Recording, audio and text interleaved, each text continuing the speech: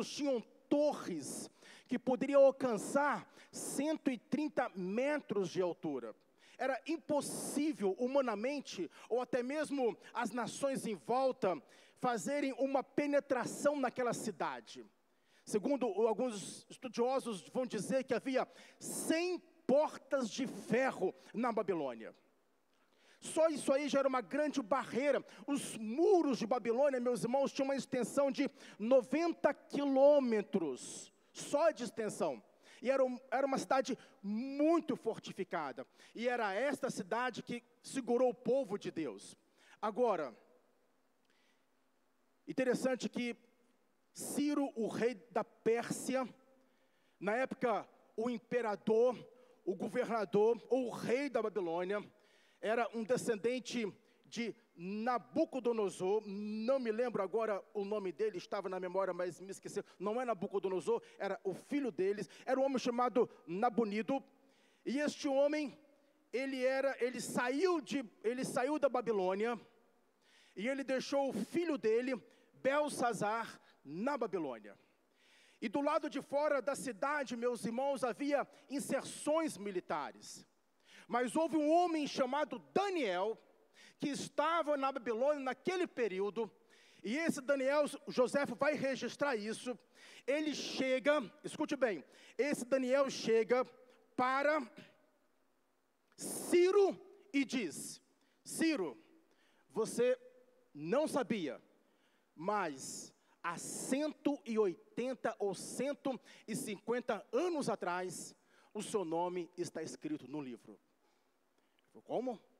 Sim, o seu nome está escrito no livro. Isso que falou foi Daniel. Como assim? Daniel foi lá e mostrou, está aqui, ó. Isaías falou de você há 150 anos atrás. O que Isaías falou de mim? Ele falou que você iria entrar dentro de Babilônia e você iria libertar o povo de Judá que lá dentro está. Como iria fazer isso? O Senhor iria dar condição. E aí, meus irmãos, entra agora Isaías 45. Olha o que o Senhor diz aqui.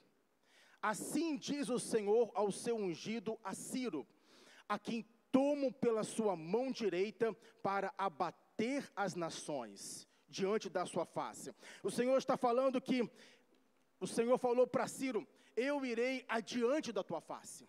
Eu irei diante de você. Isso é maravilhoso, meus irmãos, porque eu não posso dizer para você que Ciro se converteu a Deus. Não há registro disso aqui, nem Esdras, nem Jeremias. Os livros que vão falar muito sobre Ciro, é Esdras, Jeremias. Não há registro que ele se converteu a Deus. Mas uma coisa eu vou dizer para os irmãos: ele foi a pessoa que Deus usou para que Deus pudesse cumprir um propósito dele. Deus tinha um propósito. E o propósito de Deus era, depois de 70 anos, trazer Israel, o Judá, de volta para a sua terra. E aquilo iria se cumprir, meus irmãos, porque foi Deus que havia falado pela boca do profeta Jeremias. E é isso que eu quero dizer para os irmãos: quando Deus fala alguma coisa pela sua palavra, aquilo que está escrito aqui, os irmãos podem ter a certeza plena e absoluta que Deus é fiel para cumprir com aquilo que Ele transmite pela sua palavra.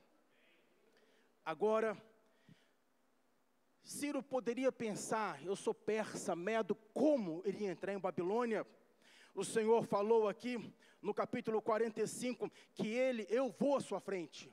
Eu vou à sua frente. Eu vou à sua frente e você vai abater as nações. Diz aqui: eu soltarei os lombos dos reis. O Senhor falou: os reis, quando estiverem diante de você, Ciro, eu vou descingir esses reis. Eu vou tirar a armadura desses reis. Esses reis serão desarmados e eu vou estar com você.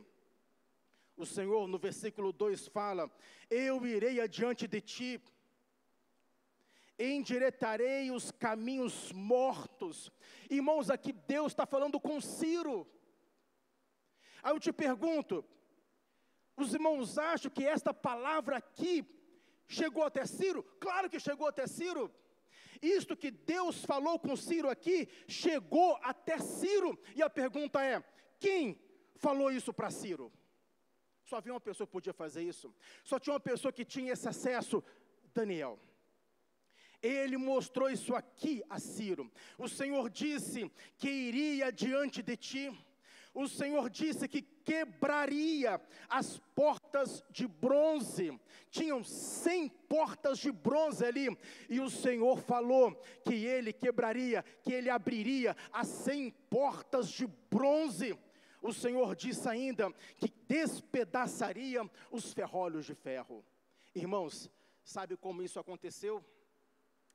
Não precisa ler agora, mas se você ler depois da sua casa, Daniel capítulo 5, o rei Nabonido saiu e colocou ali como seu corregente o seu filho chamado Belsazar, um nome parecido com o de Daniel.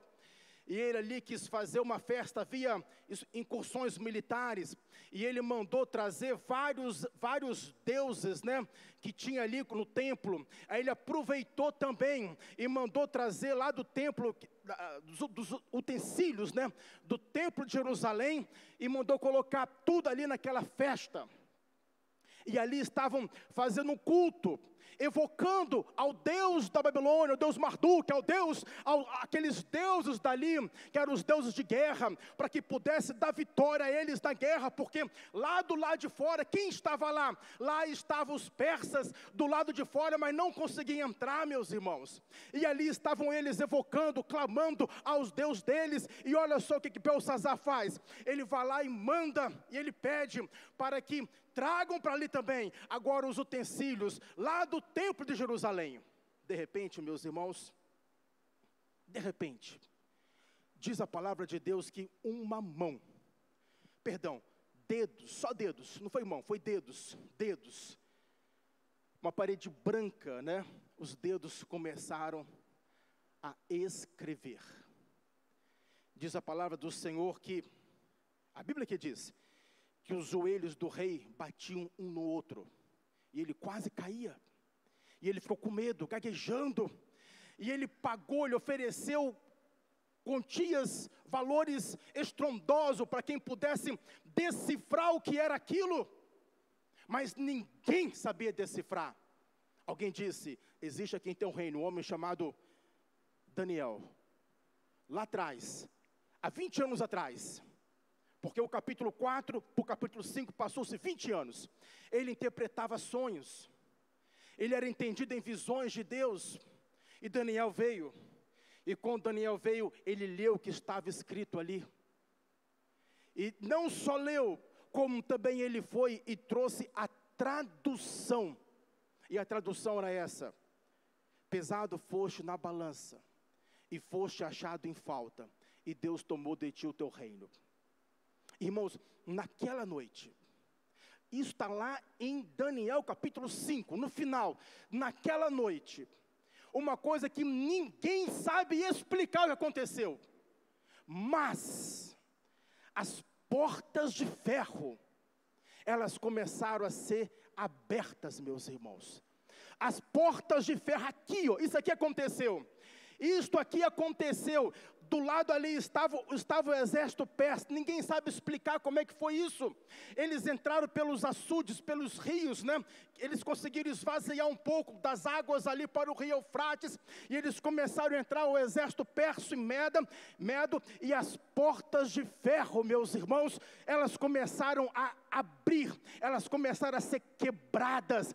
Enquanto o povo estava, enquanto o rei com os seus oficiais estavam lá dentro do templo, oferecendo culto aos seus deuses, clamando pelo seu Deus, o nosso Deus já estava batalhando e mostrando que fora do Deus Yahvé não há e não existe outro Deus, meus irmãos. O Deus de Israel ali já estava trabalhando naquele momento. Olha, meus irmãos, que coisa maravilhosa. Olha o que diz aqui, o Senhor falou: eu quebrarei as portas de bronze e despedaçarei os ferrolhos de ferro. Amém, meus irmãos? Essa palavra aqui foi dita para o homem chamado Ciro. E isto aqui chegou ao ouvido de Ciro. Isso aqui chegou ao ouvido de Ciro. Ele nunca podia imaginar que o nome dele estaria escrito no livro. Nunca poderia imaginar, irmãos, isso aqui, a ramificação, a teologia liberal fica louca quando vê isso aqui.